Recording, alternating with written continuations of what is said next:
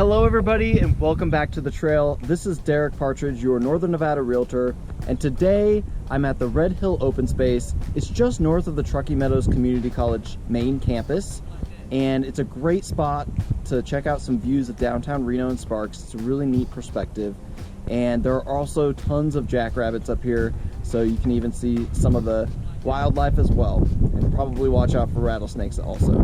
Today I just wanted to talk about pre-approvals. So I touched on this before, but if you are looking to start your home search, a lot of folks are not sure like how far in advance should I really get going on my finances.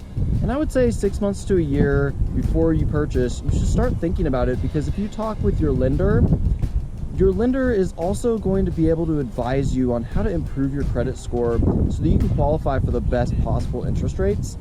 And then once you are pre-qualified for a loan, your pre-approval will last for up to 6 months. So it's not like you have to get pre-approved every time you want to write an offer for a property.